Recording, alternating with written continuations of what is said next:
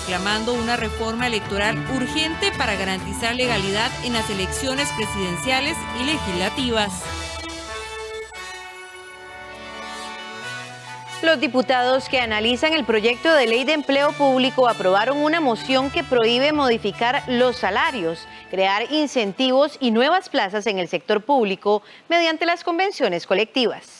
Los diputados que analizan el proyecto de ley marco de empleo público aprobaron una moción que regulará las negociaciones de las convenciones colectivas. La moción 56 señala que mediante la convención colectiva no se podrán generar nuevas obligaciones o derechos, o variar condiciones laborales referentes a salarios, remuneraciones, variar o modificar lo referente a la escala salarial o componentes de la columna salarial global. La misma prohíbe también la creación de incentivos, compensaciones o pluses salariales, así como nuevas plazas. Si es un voto unánime, dice en síntesis una disposición que obliga a denunciar las convenciones colectivas y por otro lado que impida por medio de estas lograr mejorar las condiciones sin modulación de ningún tipo, resultaría contraria al derecho de la Constitución, de manera que el legislador no podría de antemano restringir la posibilidad de celebrar convenciones colectivas entre patronos y trabajadores en el sector público, en el que resulta constitucionalmente posible la aplicación de esta institución, sin violar la libertad sindical. En consecuencia, debe entenderse que el artículo 55, que estoy mencionando, tal como lo adiciona el proyecto de ley consultado, no sería inconstitucional o no es inconstitucional siempre y cuando se entienda que no se aplica a los empleados del sector público que válidamente puedan celebrar convenciones colectivas de acuerdo con la Constitución. Que se publique lo que se está negociando en las convenciones colectivas para que todos los costarricenses, que son los que generan los impuestos para pagar esas convenciones colectivas, sepan qué están haciendo. Me parece que es importante tener clara la responsabilidad que debe jugar el Ministerio de Seguridad, de Trabajo y Seguridad Social en la homologación de una convención colectiva, siempre guardando los principios y el respaldo que debe tener en materia de fondos públicos. Y por supuesto, validar también todo lo que es laudos arbitrales, conciliaciones y las mismas convenciones colectivas. Además, los legisladores rechazaron otra moción que buscaba permitirle a las universidades tener una estructura salarial estandarizada que sería definida en su conjunto a través del Consejo Nacional de Rectores, CONARE. ¿Verdad? Algunos quisieran que todos ganáramos el salario mínimo y, ¿verdad?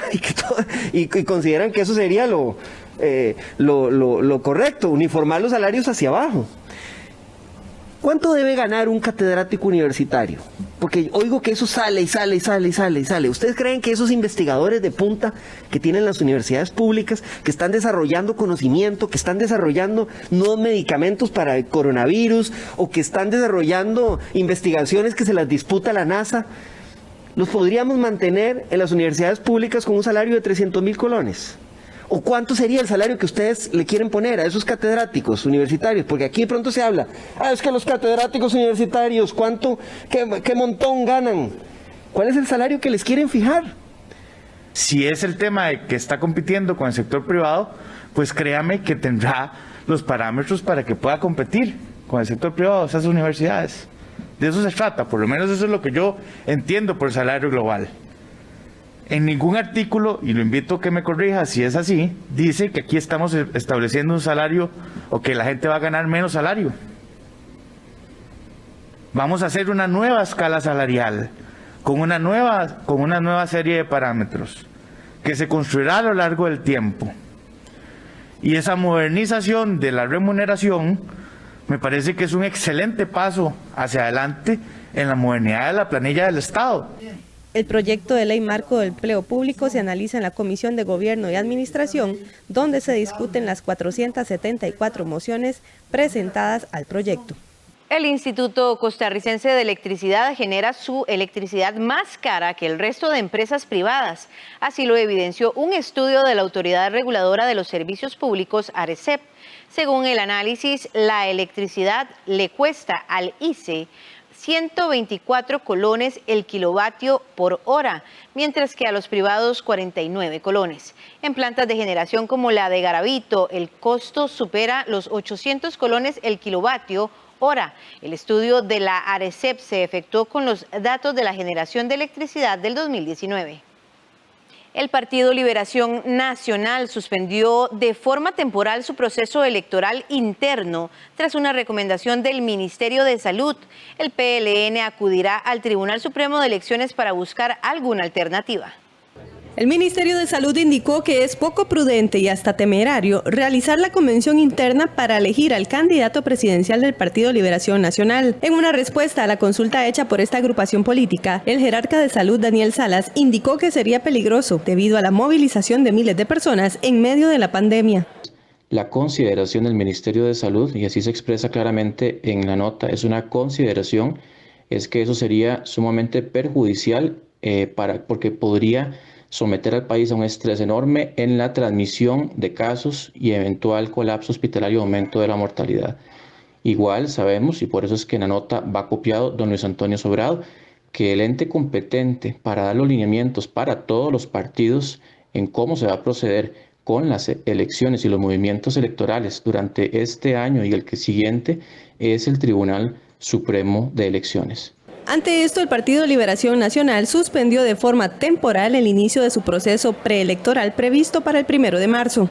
Nosotros sabemos que siempre hemos sido el primer partido en llevar esa punta de lanza en lo que es organización y también nuestra estructura interna, al tener un proceso tan extenso, al ser el partido más grande,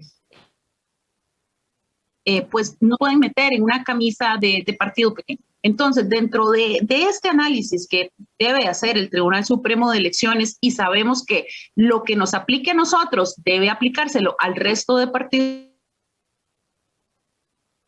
políticos y de forma responsable. Así como llevamos a cabo la asamblea de forma presencial en diciembre y ningún partido lo había ejecutado y no hubo ningún problema, se acataron totalmente protocolos que se presentaron de forma previa ante el Ministerio de Salud, pues ahora seguiremos esa misma línea.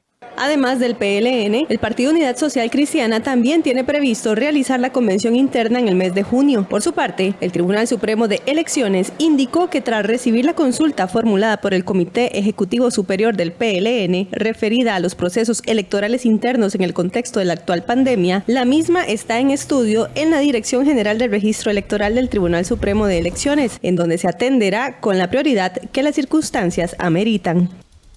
Las pruebas FARO serán clave para medir el nivel educativo de los estudiantes tras un año de pandemia del COVID-19. Esta semana se publicó la primera guía de evaluación que incluye, entre otros aspectos, los temas de cada materia. Las pruebas FARO serán la herramienta que el Ministerio de Educación Pública tendrá a mano este 2021 para medir los estragos de la pandemia en el proceso educativo del año anterior. El MEB aplicará las pruebas nacionales FARO en los meses de mayo, junio, octubre y noviembre a los niveles de quinto y sexto de la escuela y cuarto y quinto del colegio o sexto de tratarse de un programa técnico. Recordemos que las pruebas FARO vienen a sustituir desde el 2019 los famosos exámenes de bachillerato, con la diferencia de que estas buscan una evaluación más cualitativa del proceso de aprendizaje, se pueden repetir en varias ocasiones y además no cuentan con una nota mínima para ganarlas, sino que representan un 40% del total de la nota. Melania Brenes, viceministra académica del MEB, aseguró que la aplicación de las pruebas es una condición esencial para que el Ministerio de Educación tenga información nacional sobre el desempeño educativo de los estudiantes y las posibles afectaciones generadas por la pandemia del COVID-19. El MEB asegura que los resultados de las pruebas les permiten tomar medidas de mejora en el proceso educativo. Especialmente lo de factores asociados es, para decirlo de alguna otra forma, son como cuestionarios donde le vamos a preguntar sobre una serie de características tanto personales del estudiante, porque también su situación personal incide en el proceso de aprendizaje, como también situaciones del centro educativo, pasando por lo que desarrollan los docentes en las aulas. Esto se lo vamos a preguntar no solo a los estudiantes, sino también a los docentes y, como les decía, al director del centro educativo. Los resultados podrían estar listos en un mes después de aplicada cada prueba, lo que les permitirá realizar mejoras según las necesidades. El cuarto día de evaluación se medirán los factores de contexto o factores asociados al proceso de aprendizaje, también para los estudiantes como para los profesores y directores, lo que les permitirá conocer cuáles son los factores asociados a altos o bajos desempeños. El poder aplicar este año las pruebas FARO nos va a servir al Ministerio de Educación Pública para conocer, por ejemplo, cuál fue el avance en los aprendizajes del año anterior.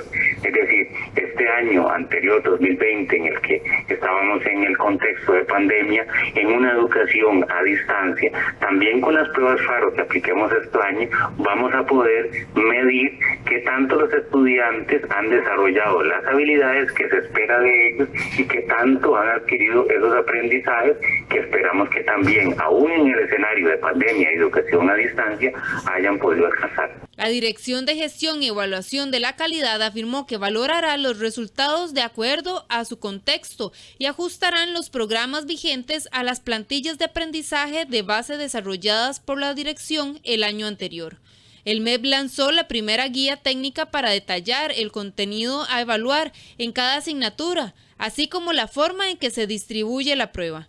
Entre los principales cambios destaca la opción de una pregunta de desarrollo para matemática, que nunca se ha hecho en una prueba nacional. La continuidad de la producción escrita en español, donde se deberá desarrollar un texto de 130 palabras. Y en el caso de ciencias, dependiendo de la oferta educativa, deberán de desarrollar elementos de las 3 ciencias: física, química y biología.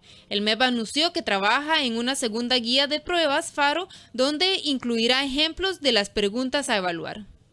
La Asociación de Profesores de Segunda Enseñanza, APSE, aclaró que las lecciones virtuales y la educación a distancia no son lo mismo. Con el inicio del curso lectivo se presentó una confusión en algunos centros educativos porque los estudiantes llegaron a recibir clases todos los días, mientras que en otros lugares solo recibían lecciones virtuales toda la semana.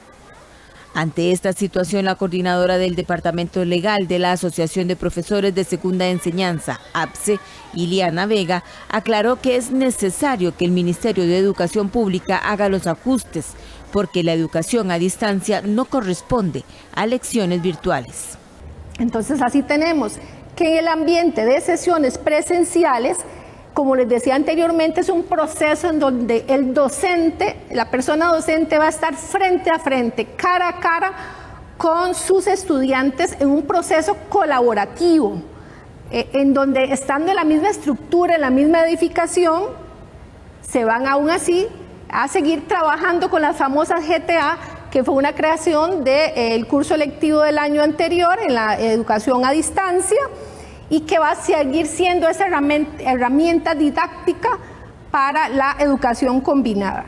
Vega aseguró que con el sistema denominado apoyo o proceso educativo a distancia, el docente trabaja con el estudiante de forma autodirigida. Y es que esto no significa que mientras que el docente está laborando en el aula, en ese mismo momento, cuando está frente a frente con los estudiantes, no significa que en ese mismo momento el docente va a tener su computadora abierta, conectado con los estudiantes que están desde la casa. O sea, no significa que al mismo tiempo está atendiendo a los estudiantes en la presencialidad y a los estudiantes en la casa. Y eso debe quedar muy claro, porque en algún momento se entendió así, que simultáneamente debía estar atendiendo los dos ambientes de aprendizaje. La sindicalista recordó que el nuevo escenario llamado Educación Combinada se implementó para el curso lectivo 2021, con la educación presencial y la educación a distancia, siendo que el grupo se divide en diferentes subgrupos de acuerdo con la matrícula y el aforo estudiantil. La Compañía Nacional de Fuerza y Luz informó que el sector industrial y comercial pagarán menos dinero en sus facturas gracias a la rebaja que se dio de un 10,2%. La Compañía Nacional de Fuerza y Luz informó que 78.000 clientes comerciales e industriales cuentan con una tarifa más baja al tener una reducción del 10,2%. El subdirector de comercialización de esta entidad aseguró que en promedio la reducción es de 22.560 colones y aplica en el bloque de los clientes que consumen en promedio no mayor a los 3.000 kilovatios hora. Fuerza y Luz tiene 585.000 clientes, de los cuales 75.000 son del sector comercio e industria. Esa rebaja es del aproximadamente del 10,2%. ¿De qué estamos hablando? Bueno, de un cliente que en promedio tenga consumos de 3.000 kilovatios hora. A diciembre cancelaban cerca de 367.000 colones. A enero estarían cancelando poco menos de 330.000 colones. Eso quiere decir que los clientes, repito, con un consumo similar a los 3.000 kilovatios hora están experimentando una rebaja en su facturación de poco más de 37.000 colones. El precio actual de kilowatts para este sector es de 109 colones por consumo, es decir, si el consumo es mayor a los 3.000 kilowatts, deberán cancelar 66 colones el kilowatts, que equivale al 7,9%. Ambos montos son inferiores al último trimestre del 2017, que correspondían a 118 colones y 71 colones respectivamente. Hoy en nuestra sección Animales en Libertad le vamos a contar la historia de Julián, un manigordo de 12 kilogramos que fue rescatado hace 2 años de una casa en Parrita que lo tenía como mascota. Este pequeño felino encontró la libertad del pasado 15 de enero gracias al rescate animal Soave.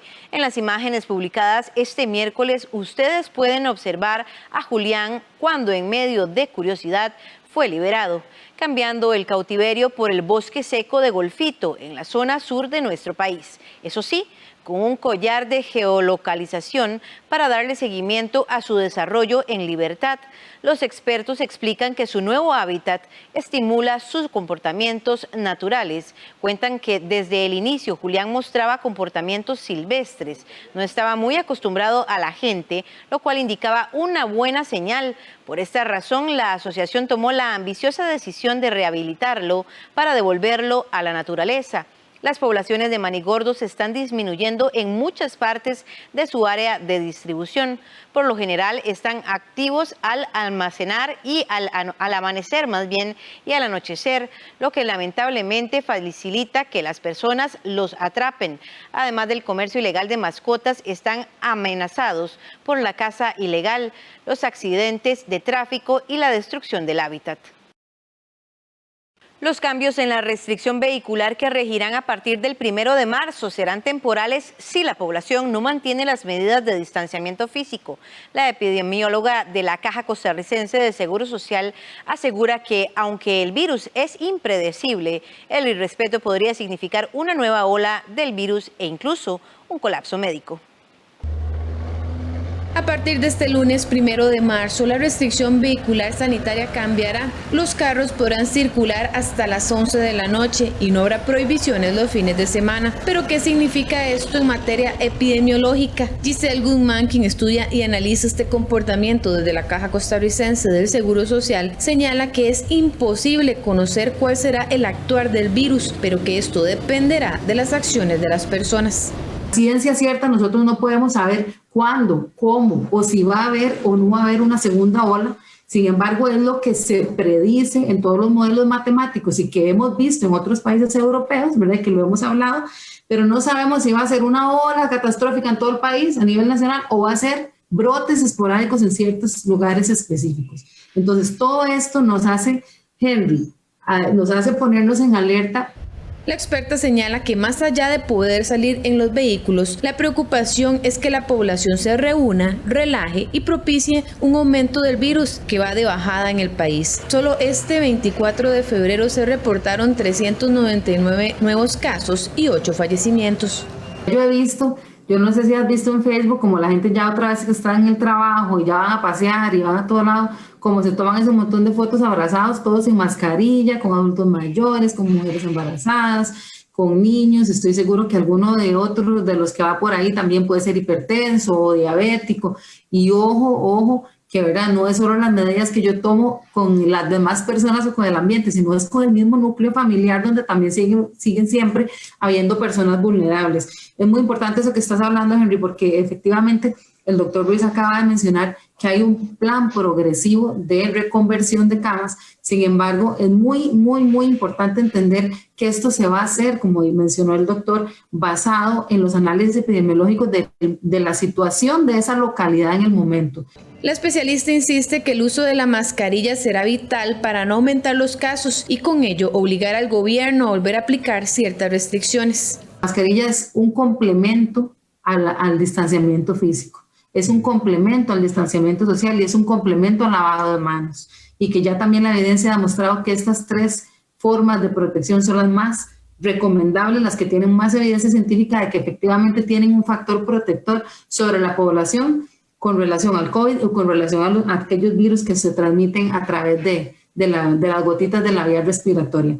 Entonces, es que nosotros tenemos que volver a insistir en que el uso de la mascarilla sigue siendo fundamental, el lavado de manos sigue siendo fundamental y la distancia. Veamos como todos esos estudios anteriores de las diferentes epidemias dicen que la ola cayó cuando se establecen mayores periodos de distanciamiento social. Por el momento, a pesar del regreso a clases y la vuelta a cierta normalidad, Costa Rica está aplanando la curva de contagios, disminuyendo las hospitalizaciones, muertes e incluso reconvirtiendo camas, esperando que estos números continúen a la baja, pero listos en caso de que una nueva ola pueda golpear fuertemente el territorio nacional. El Sindicato de Médicos denunció ante la Procuraduría de la Ética a 3 abogados de la Caja Costarricense de Seguro Social por presunto mal manejo en la compra de mascarillas. Días atrás, la Junta Directiva de la institución anunció que se iba a intervenir ese departamento y que serían ellos quienes dirijan la investigación de compras irregulares. La Unión Médica Nacional presentó una denuncia ante la Procuraduría de la Ética Pública en contra de los abogados del Centro para la Instrucción de Procedimientos Administrativos de la Caja Costarricense del Seguro Social sobre el presunto mal manejo en la compra de mascarillas. Con gran preocupación nos dimos cuenta en los últimos días que el CIPA, el ente que tiene que ver con todos los debidos procesos en la Caja, define que 13 funcionarios a los que presuntamente tienen que investigar por irregularidades en la compra millonaria de mascarillas, definen que por los lineamientos del Ministerio de Salud no se puede seguir con el proceso hasta dentro de unos 3 o más meses. Eso nos llamó la atención de la misma forma que llamó la atención del gerente general y del auditor interno de la Caja. El oficio solicita investigar a los funcionarios del CIPAT, órgano de la Caja, todos licenciados en Derecho de apellidos Camacho Marín, Alfaro Esquivel y Cajina Chavarría, porque presumiblemente han afectado la transparencia de los debidos procesos. Precisamente días atrás, en la gerencia administrativa de la Caja del Seguro Social, en acatamiento a una solicitud de la gerencia general, se procedió a la intervención de dicho centro y a reubicar a su director. Básicamente, la Gerencia General plantea 2 temas de preocupación y que considera que son suficientes para la intervención. El primero de ellos es que el órgano del procedimiento administrativo modificó al órgano decisor, cambió al órgano decisor, ya indicando que no era la Gerencia General, sino la Junta Directiva, lo cual considera esa gerencia no está fundamentado y requiere investigación. Y por otro lado, pues el hecho de que no se hubieran realizado las comparecencias en los procedimientos. Además, el pasado 19 de febrero, la Junta Directiva de la entidad tomó la decisión de mantenerse como el órgano decisor en 3 de las investigaciones administrativas que se llevan a cabo a lo interno de la institución, esto para determinar la verdad real de los hechos en torno a la compra de equipos de protección personal adquirido mediante licitaciones. Estamos asumiendo el caso como órgano decisor para que se llegue cuanto antes y en el menor tiempo posible, de la forma más transparente, a una conclusión de qué fue lo que sucedió y sentar responsabilidades. Como miembro de la Junta Directiva y representante de UCAEP, siento que es la forma más ágil en este momento de llegar a sentar responsabilidades y que se lleve el debido proceso. Según sus 9 directores, este órgano colegiado adoptará las acciones correspondientes para garantizar el debido proceso y la transparencia que permita determinar la verdad real de los hechos. De inmediato hacemos nuestra primera pausa comercial y ya venimos con más información. Desde donde se encuentre, usted puede comprar, remodelar o construir. El BCR multiplica sus posibilidades en vivienda. Elija el crédito con la cuota que más le convenga, hasta con un 90% de financiamiento. Solo complete el formulario en bancobcr.com o en la app BCR Móvil y haga realidad su proyecto de vivienda. Somos el Banco de Costa Rica. En nuestro próximo capítulo de Bunshiro... Aquí Bunshiro, el consejo, ha decidido restaurarte los beneficios anteriores y te nombra inspector rural. ¿Sabías que a Fuku la llevaron como concubina del señor, verdad? Estoy segura que los Koyanagi recibirán muchos beneficios por eso. Lo único que me contuvo, ¿sabe, Bunshiro? Fue su recuerdo. Bunshiro, los sábados a las 5 de la tarde y los viernes a las 9 de la noche. Aquí en 13, Costa Rica Televisión. De inmediato vamos al campo deportivo. Saprissa pone sus fichas este fin de semana en una victoria en Guápiles y un resbalón Manudo, resultados que los podrían dejar inclusive líderes del Clausura 2021. Por ello, los morados van con todo a Guápiles, en donde el Santos también se juega su puesto en zona de clasificación. Aunque 3 juegos son poco para evaluar, pareciera ser que los jugadores del Saprissa van encaminados a disfrutar la filosofía de juego más directo que propone su estratega emergente Roy Meyers. Los morados saldaron con 2 victorias y un empate el regreso del maravilloso al banquillo tibaseño luego de 11 años de su salida. Están a solo 3 puntos del liderato y esperan consolidar ese puesto y esa carrera por el primer sitio el fin de semana en Guápiles. Eso sí, solo con la victoria y un desliz Manudo ante Sporting se lograría ese cometido. Las cosas pues no venían saliendo como queríamos, pero no era de todo mal, veníamos haciendo las cosas bien. Hoy por hoy pues estamos lógicamente más cerca del líder, ¿verdad? Estamos a 3 puntos y bueno, yo creo que eso pues también da más motivación, da más confianza de que venimos haciendo las cosas bien y esperando en Dios pues seguir por esa línea y ojalá que no tengamos ningún traspié y podamos seguir en la lucha por el primer lugar. El juego ante el Santos será el sábado a las 3 de la tarde. Si Saprissa gana, sería líder transitorio por goleo, pero deberá esperar a mantener esa posición hasta el domingo, puesto que ese día los rojinegros recibirán al Benjamín Sporting.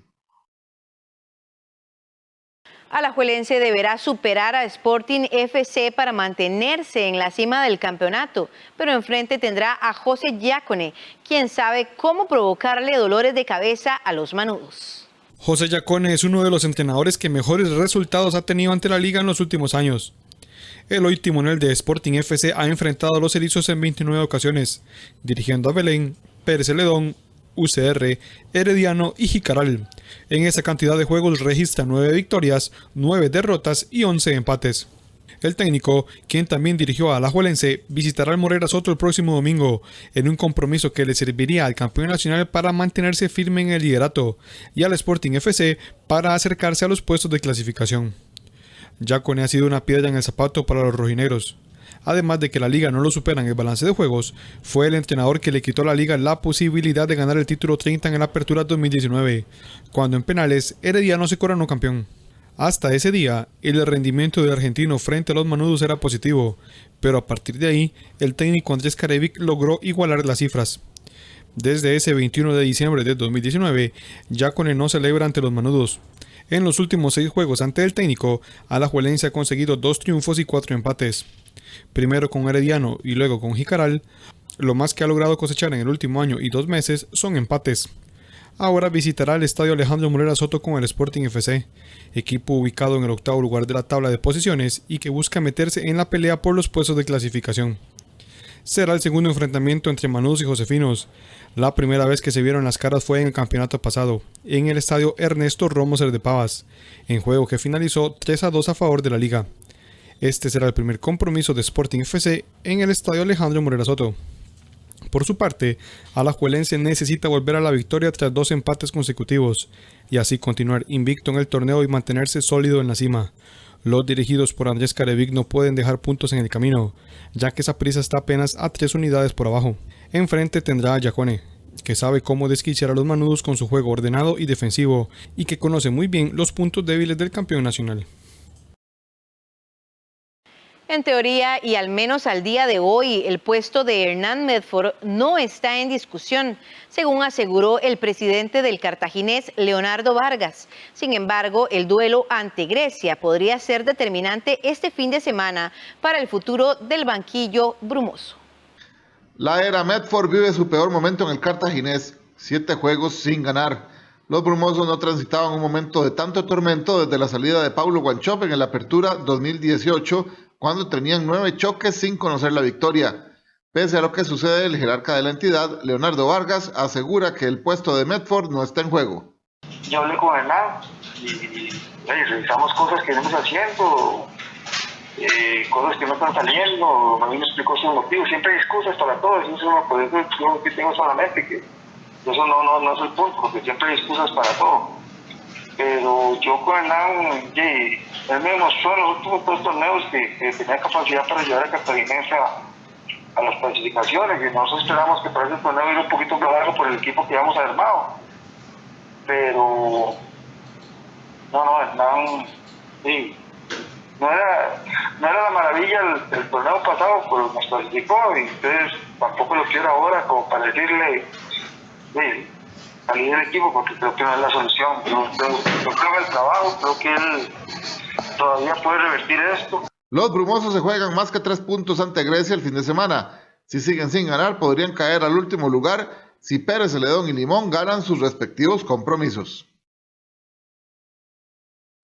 El récord nacional en los 1500 metros planos tiene ya 23 años. Marcela Jackson es la poseedora de esta marca, siendo una de las primeras atletas paralímpicas en el país, y por eso hoy la recordamos.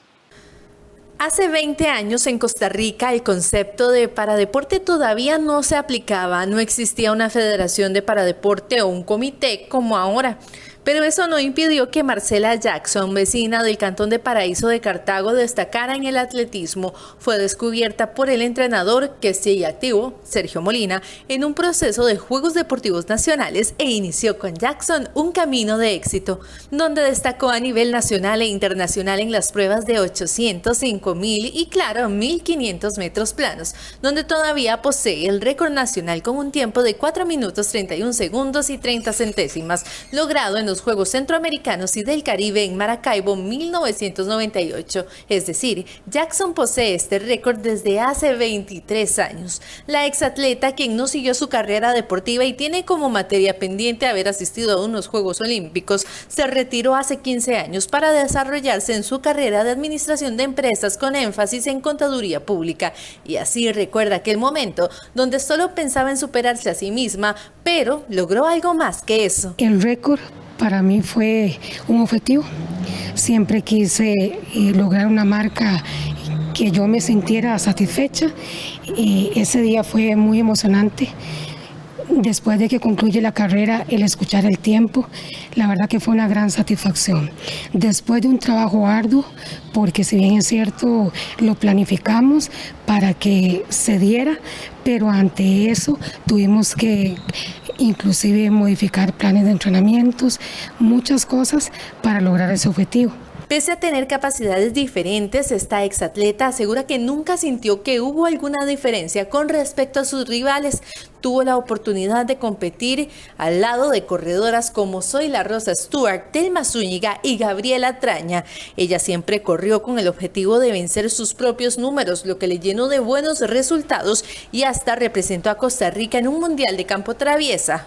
Uno de sus mejores recuerdos. En mi época, tengo que decirle que cuando yo inicié a correr, nunca pensé en que tenía esa diferencia, ¿verdad? Eso sí, no. Pero inicié porque me gustaba. Lo hice cuando me di cuenta, ya estaba en una misma categoría. Hoy ya pues existe esa clasificación, llamémosle, muy importante, ¿verdad? Personas que tienen diferencias lo pueden hacer ahí, en esa categoría, y la verdad es que es de mucho orgullo para ellos, ¿verdad? Y como lo ha sido para mí también. Aún así, Jackson destaca la gran labor que se ha realizado para impulsar el paradeporte en el país. Asegura que con gusto hubiese competido en unos Juegos Paralímpicos. Por otro lado, se siente emocionada de que su récord siga vigente, aunque hay corredoras que están cerca de igualar ese cronómetro este año, como Mónica Vargas, Priscila Solís o Jimena Ortiz.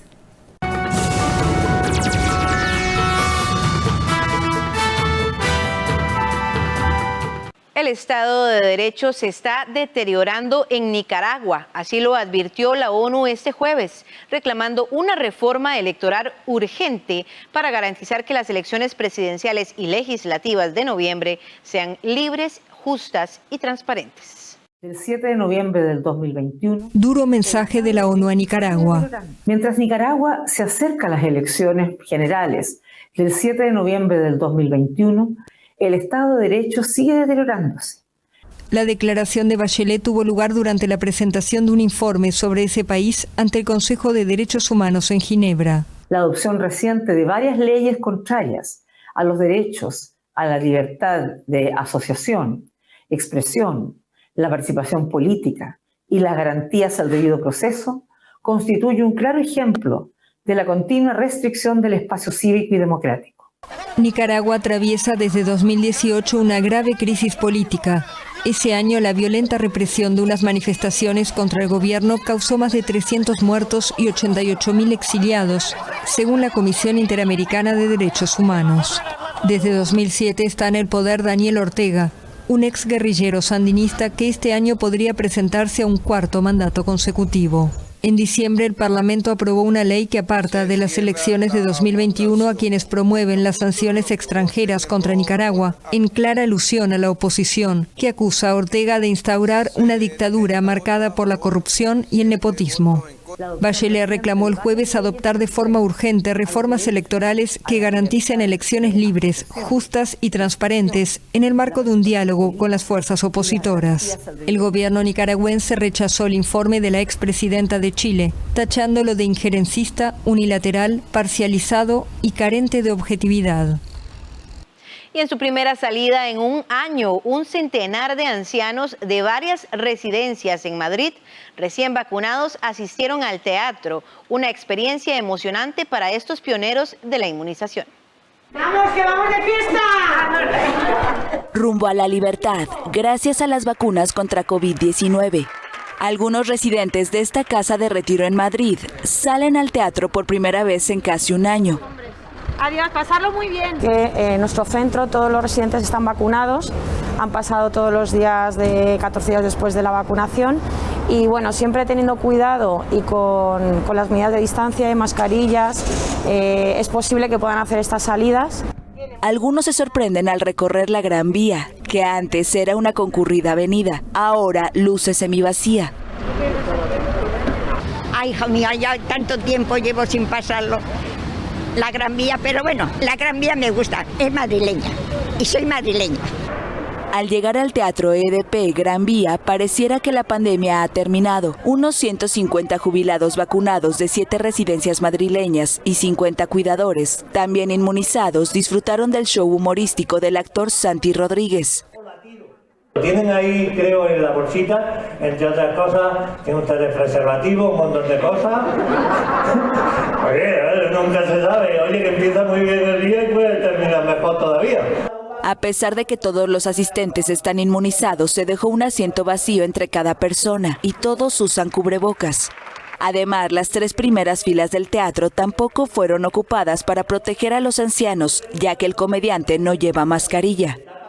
Estas personas mayores encarnan la esperanza de un regreso a la vida de antes. Gracias, preciosa. Nos ha dado muchísima alegría y nos ha dado vida, nos ha dado más vida.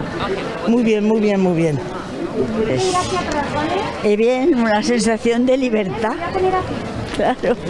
Tras media hora de chistes y carcajadas, salieron del teatro con una sonrisa. Encantado.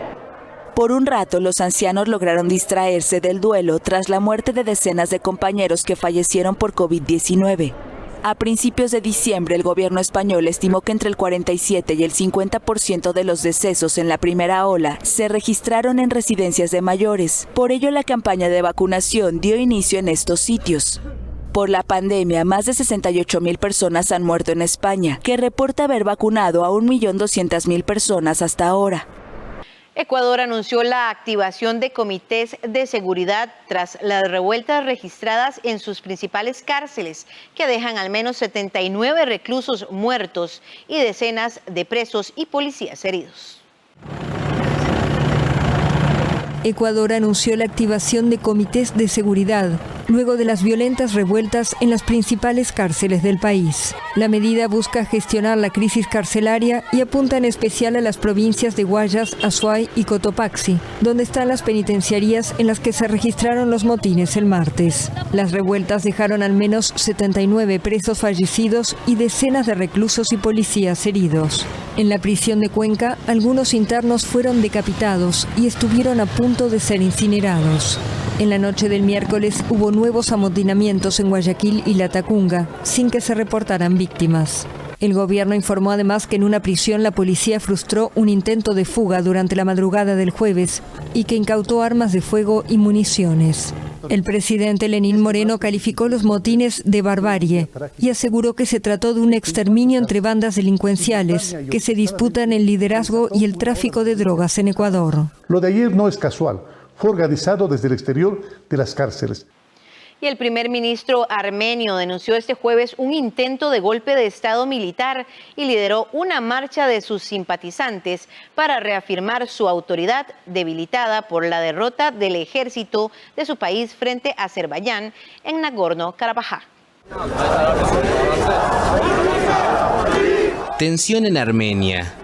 El primer ministro Nikol Pashinyan reunió el jueves a sus seguidores en Ereván para denunciar que una declaración del ejército pidiendo su renuncia era un intento de golpe de Estado militar. El general al frente del Estado Mayor fue destituido. El ejército no puede participar en los procesos políticos, debe obedecer al pueblo y a las autoridades elegidas. Pashinyan, un experiodista e histórico opositor de 45 años, llegó al poder en la primavera boreal de 2018, impulsado por una revolución que prometía sacar a ese país del Cáucaso de la pobreza y eliminar a una élite corroída por la corrupción. Pero su gobierno se ha visto debilitado por la derrota militar de Armenia frente a Azerbaiyán en Nagorno-Karabaj a finales de 2020. La oposición también salió a las calles y el partido Armenia Próspera afirmó que el mandatario tiene una última oportunidad de partir sin que haya problemas. Vamos a hacer una nueva pausa comercial y ya volvemos con más información.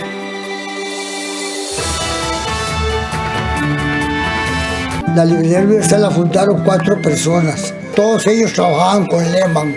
Un tiempito después de librería, entonces ellos pusieron imprenta ahí mismo.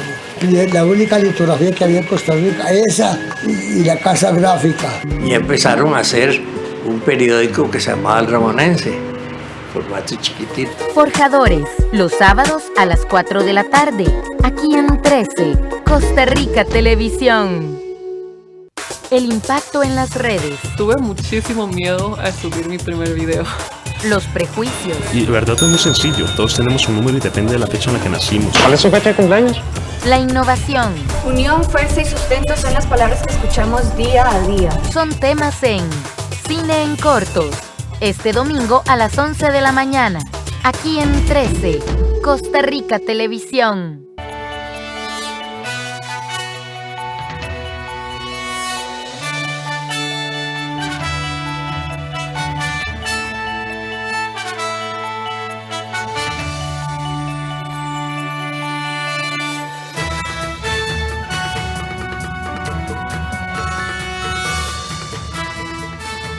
Hola, ¿qué tal? Buenos días, bienvenidos a Costa Rica Noticias. Yo soy la periodista Elki Méndez y estaré con ustedes durante esta hora y 30 minutos de programación para hacer un repaso de lo más destacado en nuestro país, en el mundo y en los deportes. Recordarles a ustedes que nos pueden seguir en Facebook en Sinar Costa Rica Noticias y en Twitter en @SinarNoticias. Vamos de inmediato a conocer y ver nuestros titulares.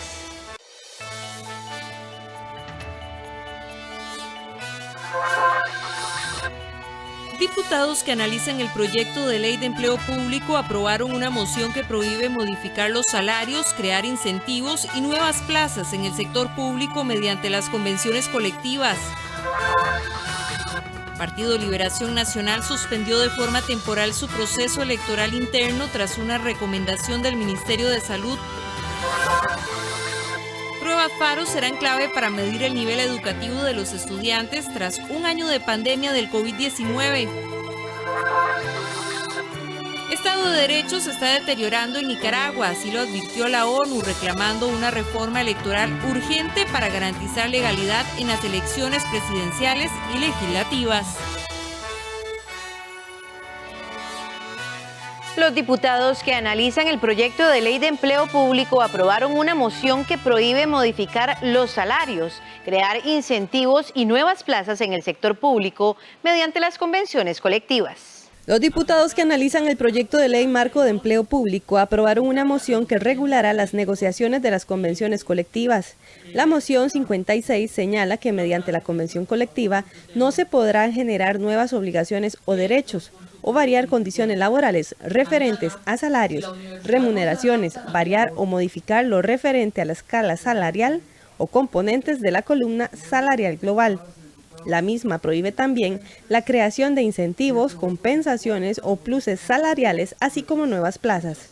Si es un voto unánime, dice en síntesis una disposición que obliga a denunciar las convenciones colectivas y por otro lado que impida por medio de estas lograr mejorar las condiciones sin modulación de ningún tipo, resultaría contraria al derecho de la Constitución, de manera que el legislador no podría de antemano restringir la posibilidad de celebrar convenciones colectivas entre patronos y trabajadores en el sector público, en el que resulta constitucionalmente posible la aplicación de esta institución, sin violar la libertad sindical. En consecuencia, debe entenderse que el artículo 55, que estoy mencionando, tal como lo adiciona el proyecto de ley consultado, no sería inconstitucional o no es inconstitucional siempre y cuando se entienda que no se aplica a los empleados del sector público que válidamente puedan celebrar convenciones colectivas de acuerdo con la Constitución. Que se publique lo que se está negociando en las convenciones colectivas para que todos los costarricenses, que son los que generan los impuestos para pagar esas convenciones colectivas, sepan qué están haciendo. Me parece que es importante tener clara la responsabilidad que debe jugar el Ministerio de Seguridad, de Trabajo y Seguridad Social en la homologación de una convención colectiva, siempre guardando los principios y el respaldo que debe tener en materia de fondos públicos. Y por supuesto, validar también todo lo que es laudos arbitrales, conciliaciones y las mismas convenciones colectivas. Además, los legisladores rechazaron otra moción que buscaba permitirle a las universidades tener una estructura salarial estandarizada que sería definida en su conjunto a través del Consejo Nacional de Rectores, CONARE. ¿Verdad? Algunos quisieran que todos ganáramos el salario mínimo y, ¿verdad? y consideran que eso sería lo correcto, uniformar los salarios hacia abajo. ¿Cuánto debe ganar un catedrático universitario? Porque oigo que eso sale y sale y sale y sale y sale. ¿Ustedes creen que esos investigadores de punta que tienen las universidades públicas, que están desarrollando conocimiento, que están desarrollando nuevos medicamentos para el coronavirus o que están desarrollando investigaciones que se las disputa la NASA, los podríamos mantener en las universidades públicas con un salario de 300,000 colones? ¿O cuánto sería el salario que ustedes le quieren poner a esos catedráticos universitarios? Porque aquí de pronto se habla, es que los catedráticos universitarios, qué montón ganan. ¿Cuál es el salario que les quieren fijar? Si es el tema de que está compitiendo con el sector privado, pues créame que tendrá los parámetros para que pueda competir con el sector privado, esas universidades. De eso se trata, por lo menos eso es lo que yo entiendo por salario global. En ningún artículo, y lo invito a que me corrija si es así, dice que aquí estamos estableciendo un salario o que la gente va a ganar menos salario. Vamos a hacer una nueva escala salarial con una nueva serie de parámetros que se construirá a lo largo del tiempo. Y esa modernización de la remuneración me parece que es un excelente paso hacia adelante en la modernidad de la planilla del Estado. El proyecto de ley marco del empleo público se analiza en la Comisión de Gobierno y Administración, donde se discuten las 474 mociones presentadas al proyecto. El Instituto Costarricense de Electricidad genera su electricidad más cara que el resto de empresas privadas. Así lo evidenció un estudio de la Autoridad Reguladora de los Servicios Públicos, ARECEP. Según el análisis, la electricidad le cuesta al ICE 124 colones el kilovatio por hora, mientras que a los privados 49 colones. En plantas de generación como la de Garavito, el costo supera los 800 colones el kilovatio hora. El estudio de la ARECEP se efectuó con los datos de la generación de electricidad del 2019. El Partido Liberación Nacional suspendió de forma temporal su proceso electoral interno tras una recomendación del Ministerio de Salud. El PLN acudirá al Tribunal Supremo de Elecciones para buscar alguna alternativa. El Ministerio de Salud indicó que es poco prudente y hasta temerario realizar la convención interna para elegir al candidato presidencial del Partido Liberación Nacional. En una respuesta a la consulta hecha por esta agrupación política, el jerarca de salud Daniel Salas indicó que sería peligroso debido a la movilización de miles de personas en medio de la pandemia. La consideración del Ministerio de Salud, y así se expresa claramente en la nota, es una consideración, es que eso sería sumamente perjudicial porque podría someter al país a un estrés enorme en la transmisión de casos y eventual colapso hospitalario y aumento de la mortalidad. Igual sabemos, y por eso es que en la nota va copiado don Luis Antonio Sobrado, que el ente competente para dar los lineamientos para todos los partidos en cómo se va a proceder con las elecciones y los movimientos electorales durante este año y el que siguiente es el Tribunal Supremo de Elecciones. Ante esto, el Partido Liberación Nacional suspendió de forma temporal el inicio de su proceso preelectoral previsto para el 1 de marzo. Nosotros sabemos que siempre hemos sido el primer partido en llevar esa punta de lanza en lo que es organización y también nuestra estructura interna, al tener un proceso tan extenso, al ser el partido más grande, pues no pueden meter en una camisa de partido pequeño. Entonces, dentro de este análisis que debe hacer el Tribunal Supremo de Elecciones, y sabemos que lo que nos aplique a nosotros debe aplicárselo al resto de partidos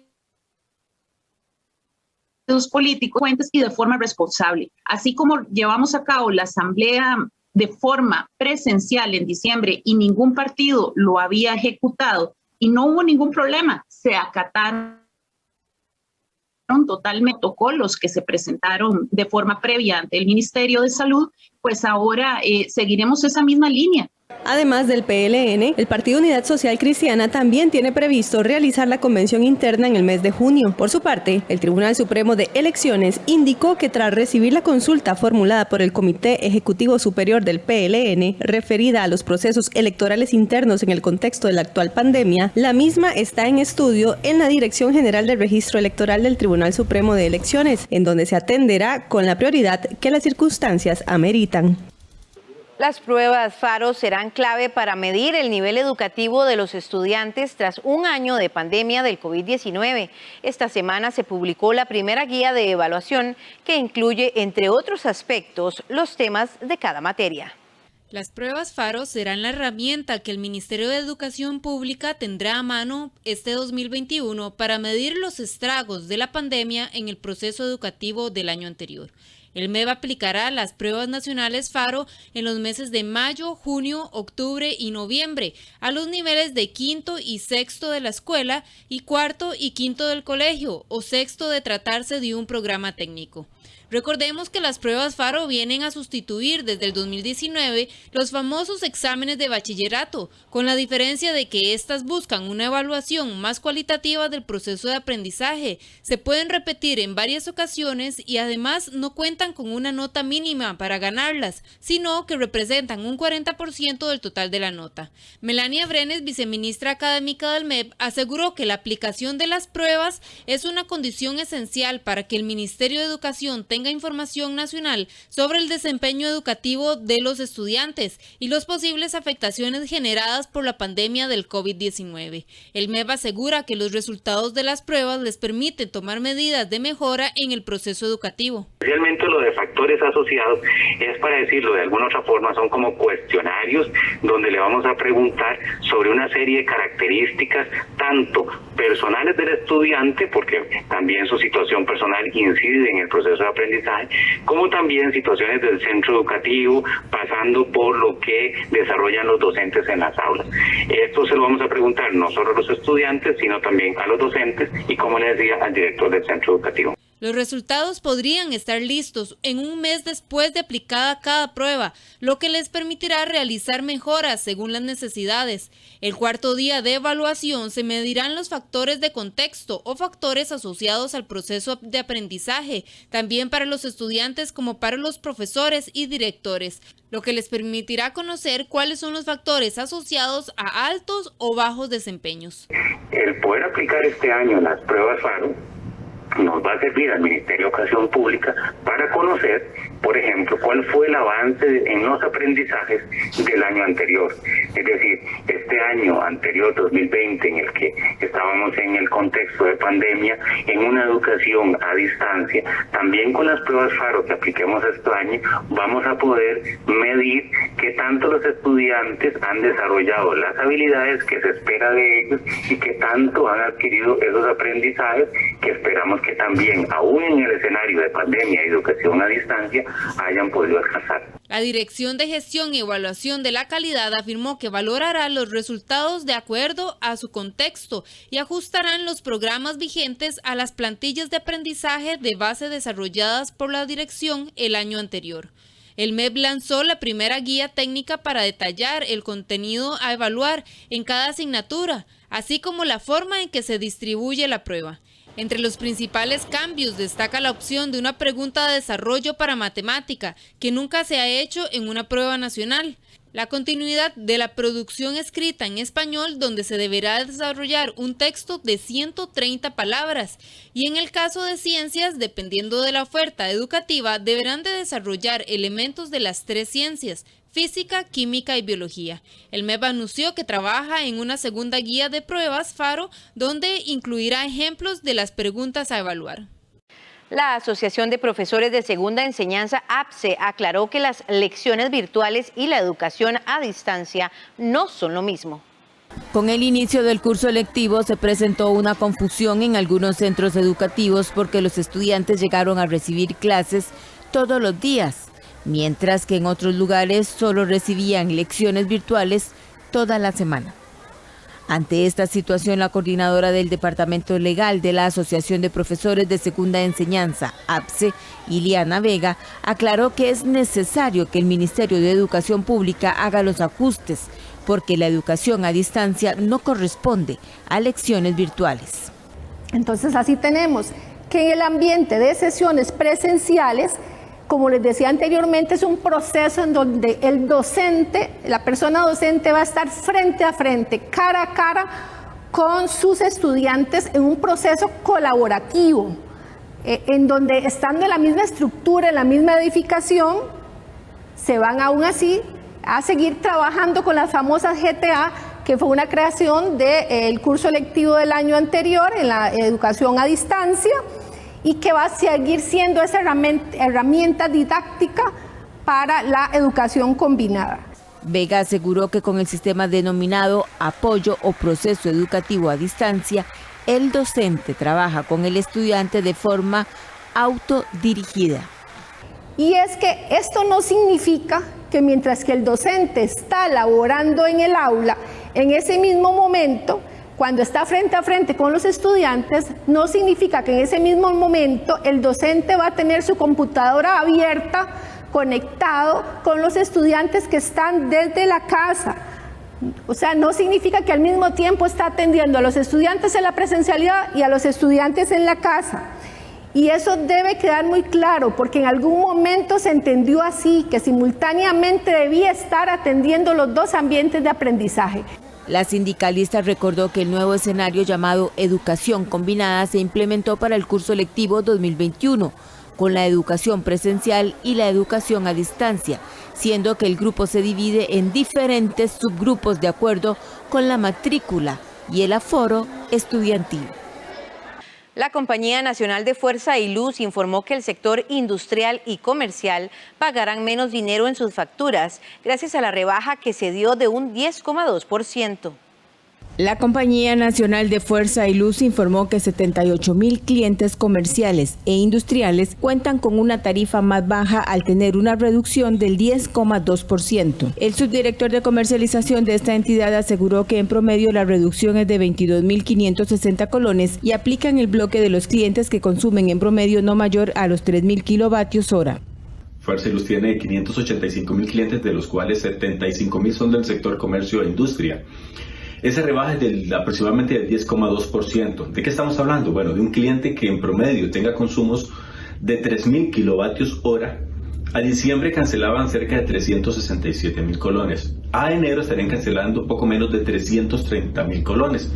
Eso quiere decir que los clientes, repito, con un consumo similar a los 3.000 kilovatios hora están experimentando una rebaja en su facturación de poco más de 37,000 colones.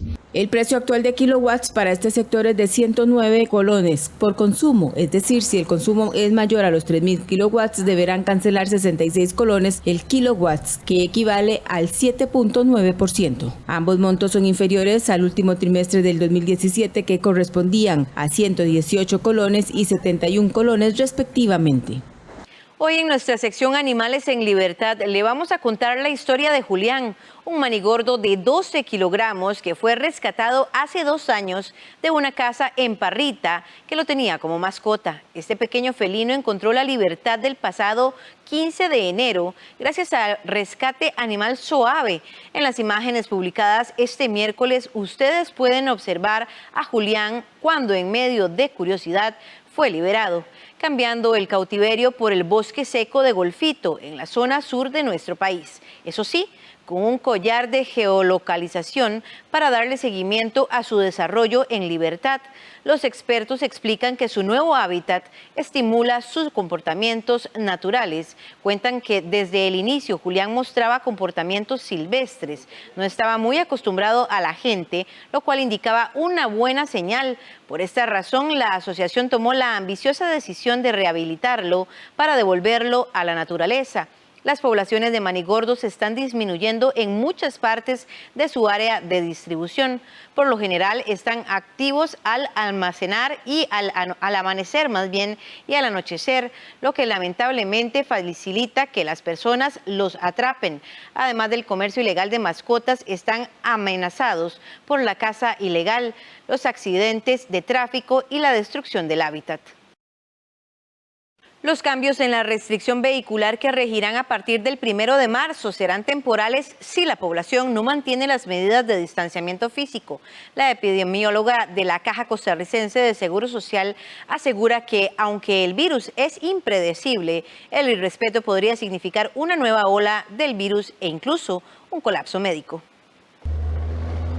A partir de este lunes 1 de marzo, la restricción vehicular sanitaria cambiará. Los carros podrán circular hasta las 11 de la noche y no habrá prohibiciones los fines de semana. ¿Pero qué significa esto en materia epidemiológica? Giselle Guzmán, quien estudia y analiza este comportamiento desde la Caja Costarricense del Seguro Social, señala que es imposible conocer cuál será el actuar del virus, pero que esto dependerá de las acciones de las personas.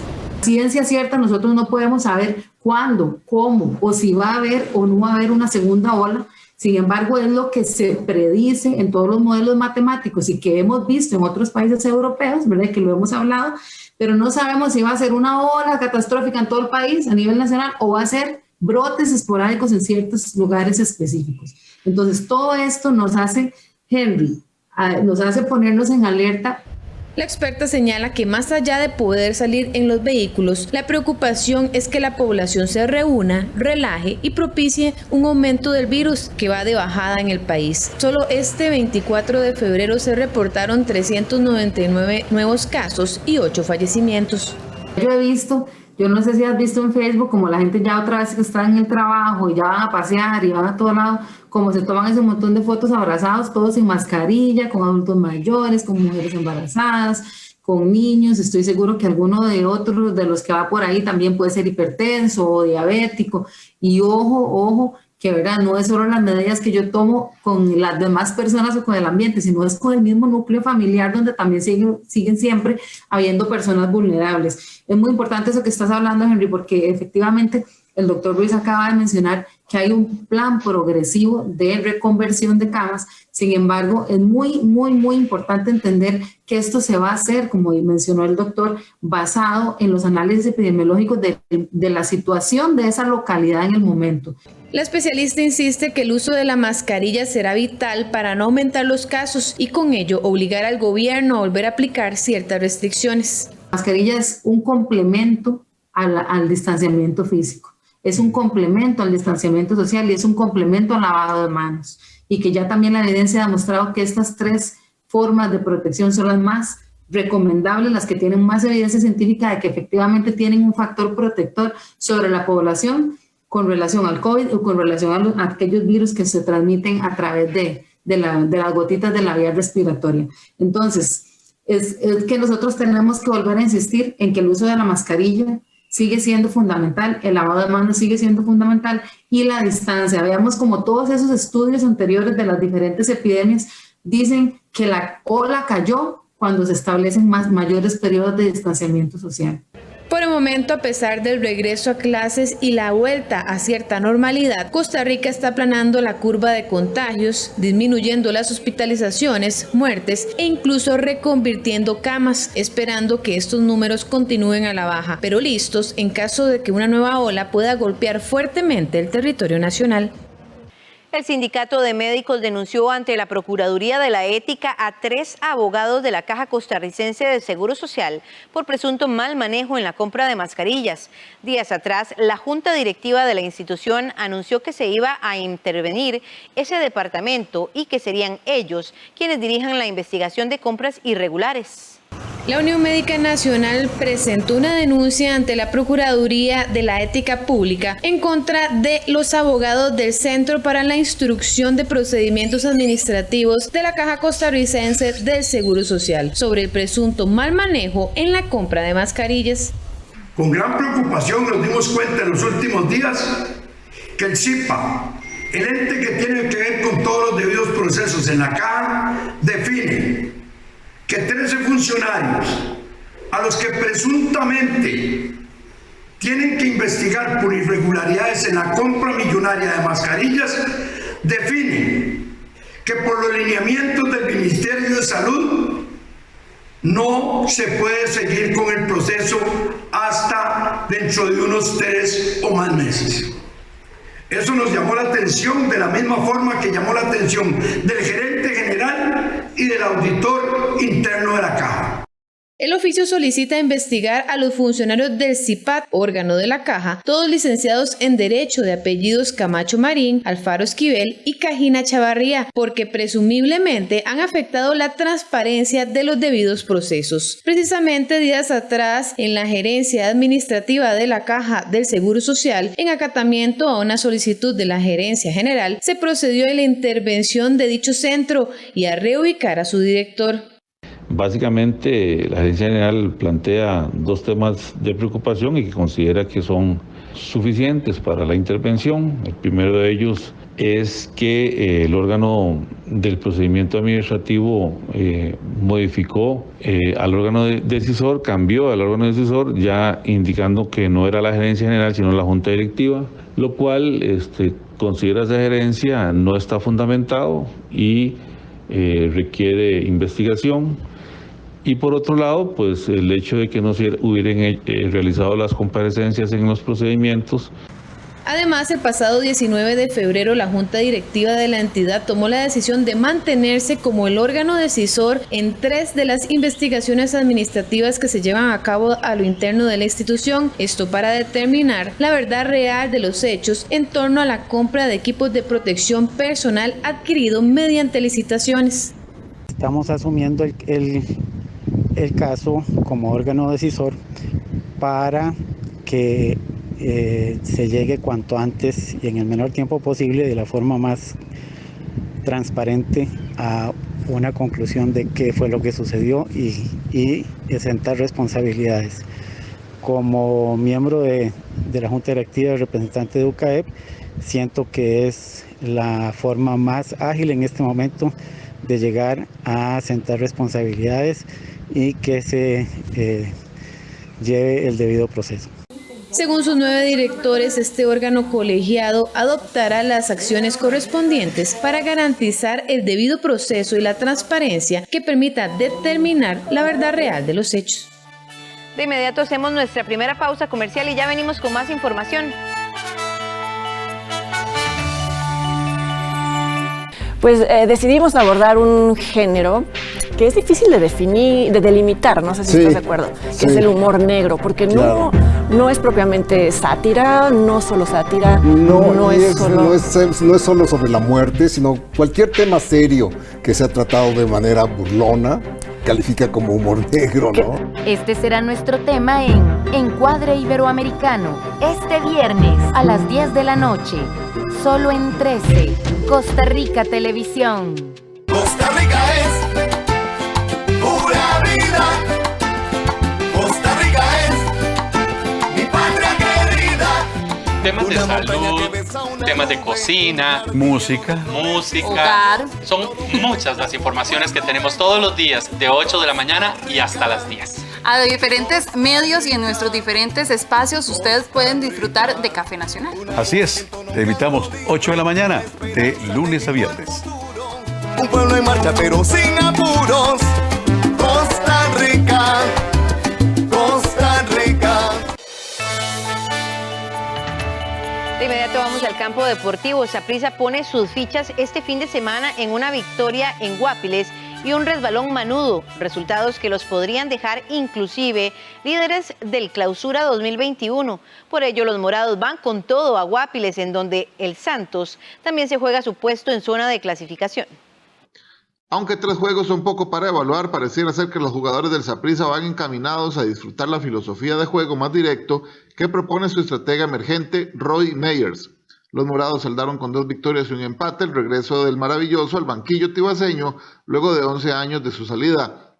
Están a solo 3 puntos del liderato y esperan consolidar ese puesto y esa carrera por el primer sitio el fin de semana en Guápiles.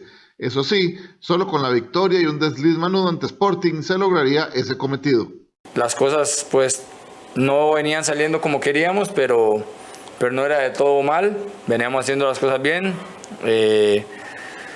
Hoy por hoy pues estamos lógicamente más cerca del líder, ¿verdad? Estamos a 3 puntos y bueno, yo creo que eso pues también da más motivación, da más confianza de que venimos haciendo las cosas bien y esperando en Dios pues seguir por esa línea y ojalá que no tengamos ningún traspié y podamos seguir en la lucha por el primer lugar.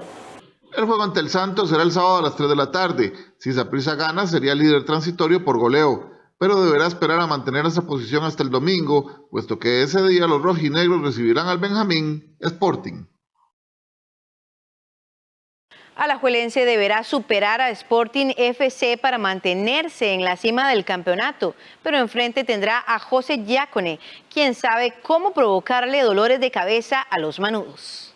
José Yacone es uno de los entrenadores que mejores resultados ha tenido ante la liga en los últimos años. El hoy timonel de Sporting FC ha enfrentado a los erizos en 29 ocasiones, dirigiendo a Belén, Pérez Celedón, UCR, Herediano y Jicaral. En esa cantidad de juegos registra 9 victorias, 9 derrotas y 11 empates. El técnico, quien también dirigió a Alajuelense, visitará al Morera Soto el próximo domingo, en un compromiso que le serviría al campeón nacional para mantenerse firme en el liderato, y al Sporting FC para acercarse a los puestos de clasificación. Yacone ha sido una piedra en el zapato para los rojinegros. Además de que la liga no lo supera en el balance de juegos, fue el entrenador que le quitó a la liga la posibilidad de ganar el título 30 en la Apertura 2019, cuando en penales Herediano se coronó campeón. Hasta ese día, el rendimiento del argentino frente a los manudos era positivo, pero a partir de ahí, el técnico Andrés Carevic logró igualar las cifras. Desde ese 21 de diciembre de 2019, Yacone no celebra ante los manudos.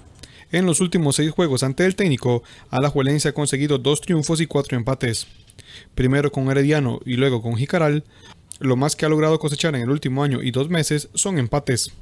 ahora visitará el estadio Alejandro Morera Soto con el Sporting FC, equipo ubicado en el 8º lugar de la tabla de posiciones y que busca meterse en la pelea por los puestos de clasificación. Será el segundo enfrentamiento entre Manudos y Josefinos. La primera vez que se vieron las caras fue en el campeonato pasado, en el estadio Ernesto Romo Cerdepavas, en juego que finalizó 3-2 a favor de la liga. Este será el primer compromiso de Sporting FC en el estadio Alejandro Morera Soto. Por su parte, Alajuelense necesita volver a la victoria tras 2 empates consecutivos y así continuar invicto en el torneo y mantenerse sólido en la cima. Los dirigidos por Andrés Carevic no pueden dejar puntos en el camino, ya que Saprissa está apenas a 3 unidades por abajo.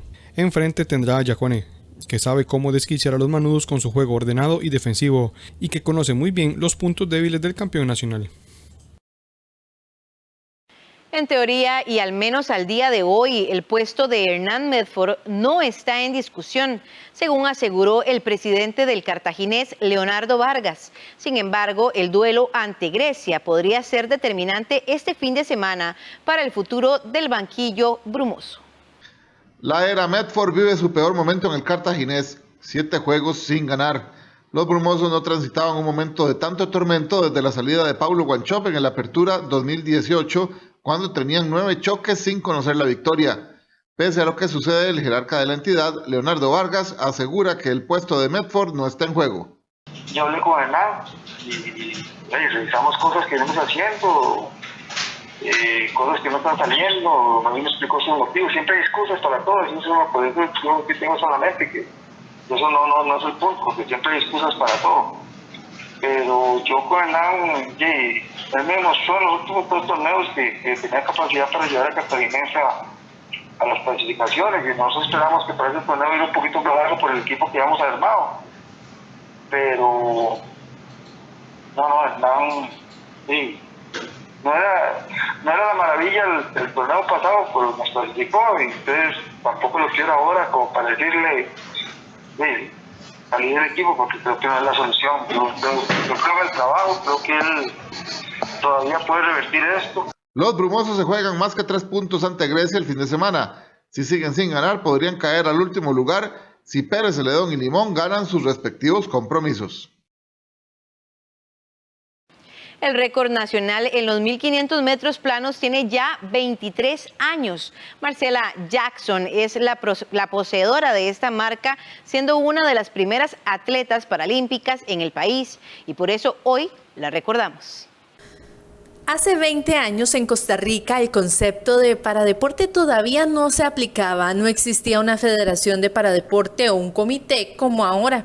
Pero eso no impidió que Marcela Jackson, vecina del cantón de Paraíso de Cartago, destacara en el atletismo. Fue descubierta por el entrenador que sigue activo, Sergio Molina, en un proceso de Juegos Deportivos Nacionales e inició con Jackson un camino de éxito, donde destacó a nivel nacional e internacional en las pruebas de 800, 5000 y claro, 1500 metros planos, donde todavía posee el récord nacional con un tiempo de 4 minutos 31 segundos y 30 centésimas, logrado en los Juegos Centroamericanos y del Caribe en Maracaibo 1998. Es decir, Jackson posee este récord desde hace 23 años. La exatleta, quien no siguió su carrera deportiva y tiene como materia pendiente haber asistido a unos Juegos Olímpicos, se retiró hace 15 años para desarrollarse en su carrera de administración de empresas con énfasis en contaduría pública. Y así recuerda aquel momento donde solo pensaba en superarse a sí misma, pero logró algo más que eso. El récord para mí fue un objetivo. Siempre quise lograr una marca que yo me sintiera satisfecha. Ese día fue muy emocionante. Después de que concluye la carrera, el escuchar el tiempo, la verdad que fue una gran satisfacción. Después de un trabajo arduo, porque si bien es cierto, lo planificamos para que se diera, pero ante eso tuvimos que inclusive modificar planes de entrenamientos, muchas cosas para lograr ese objetivo. Pese a tener capacidades diferentes, esta exatleta asegura que nunca sintió que hubo alguna diferencia con respecto a sus rivales. Tuvo la oportunidad de competir al lado de corredoras como Zoila Rosa Stewart, Telma Zúñiga y Gabriela Traña. Ella siempre corrió con el objetivo de vencer sus propios números, lo que le llenó de buenos resultados y hasta representó a Costa Rica en un mundial de campo traviesa. uno de sus mejores recuerdos. En mi época, tengo que decirle que cuando yo inicié a correr, nunca pensé en que tenía esa diferencia, ¿verdad? Eso sí, no. Pero inicié porque me gustaba. Lo hice cuando me di cuenta ya estaba en una misma categoría. Hoy ya pues existe esa clasificación, llamémosle, muy importante, ¿verdad? Personas que tienen diferencias lo pueden hacer ahí, en esa categoría, y la verdad es que es de mucho orgullo para ellos, ¿verdad? Y como lo ha sido para mí también. Aún así, Jackson destaca la gran labor que se ha realizado para impulsar el paradeporte en el país. Asegura que con gusto hubiese competido en unos Juegos Paralímpicos. Por otro lado, se siente emocionada de que su récord siga vigente, aunque hay corredoras que están cerca de igualar ese cronómetro este año, como Mónica Vargas, Priscila Solís o Jimena Ortiz.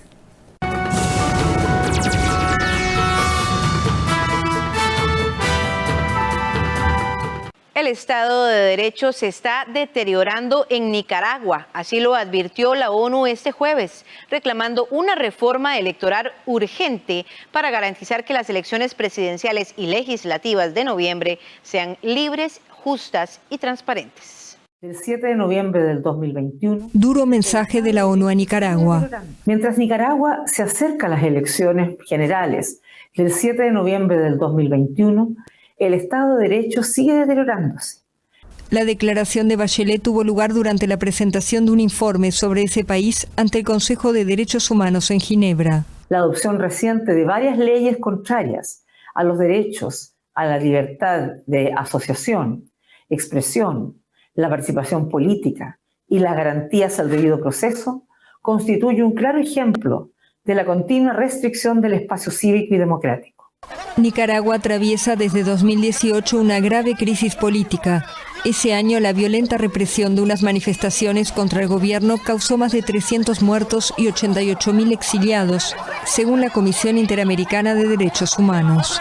Desde 2007 está en el poder Daniel Ortega, un exguerrillero sandinista que este año podría presentarse a un cuarto mandato consecutivo. En diciembre, el Parlamento aprobó una ley que aparta de las elecciones de 2021 a quienes promueven las sanciones extranjeras contra Nicaragua, en clara alusión a la oposición, que acusa a Ortega de instaurar una dictadura marcada por la corrupción y el nepotismo. Bachelet reclamó el jueves adoptar de forma urgente reformas electorales que garanticen elecciones libres, justas y transparentes en el marco de un diálogo con las fuerzas opositoras. El gobierno nicaragüense rechazó el informe de la expresidenta de Chile, tachándolo de injerencista, unilateral, parcializado y carente de objetividad. Y en su primera salida en un año, un centenar de ancianos de varias residencias en Madrid, recién vacunados, asistieron al teatro, una experiencia emocionante para estos pioneros de la inmunización. ¡Vamos, que vamos de fiesta! Rumbo a la libertad, gracias a las vacunas contra COVID-19. Algunos residentes de esta casa de retiro en Madrid salen al teatro por primera vez en casi un año. Adiós, pasarlo muy bien. Que en nuestro centro todos los residentes están vacunados, han pasado todos los días de 14 días después de la vacunación y bueno, siempre teniendo cuidado y con las medidas de distancia y mascarillas, es posible que puedan hacer estas salidas. Algunos se sorprenden al recorrer la Gran Vía, que antes era una concurrida avenida, ahora luce semivacía. Ay, hija mía, ya tanto tiempo llevo sin pasarlo. La Gran Vía, pero bueno, la Gran Vía me gusta, es madrileña y soy madrileña. Al llegar al Teatro EDP Gran Vía, pareciera que la pandemia ha terminado. Unos 150 jubilados vacunados de 7 residencias madrileñas y 50 cuidadores, también inmunizados, disfrutaron del show humorístico del actor Santi Rodríguez. Tienen ahí, creo, en la bolsita, entre otras cosas, tienen ustedes preservativos, un montón de cosas. Oye, nunca se sabe. Oye, que empieza muy bien el día y puede terminar mejor todavía. A pesar de que todos los asistentes están inmunizados, se dejó un asiento vacío entre cada persona y todos usan cubrebocas. Además, las 3 primeras filas del teatro tampoco fueron ocupadas para proteger a los ancianos, ya que el comediante no lleva mascarilla. Estas personas mayores encarnan la esperanza de un regreso a la vida de antes. Gracias, preciosa. Nos ha dado muchísima alegría y nos ha dado vida, nos ha dado más vida. Muy bien, muy bien, muy bien. Es bien, una sensación de libertad. Claro.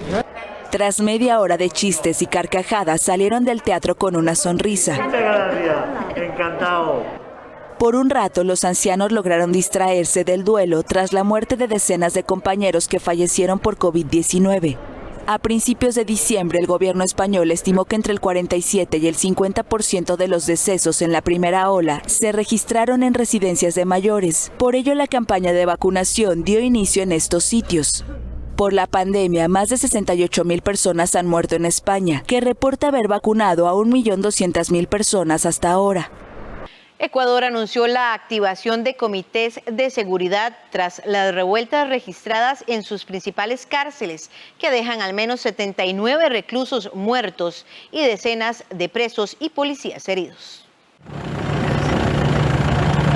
Ecuador anunció la activación de comités de seguridad luego de las violentas revueltas en las principales cárceles del país. La medida busca gestionar la crisis carcelaria y apunta en especial a las provincias de Guayas, Azuay y Cotopaxi, donde están las penitenciarías en las que se registraron los motines el martes. Las revueltas dejaron al menos 79 presos fallecidos y decenas de reclusos y policías heridos.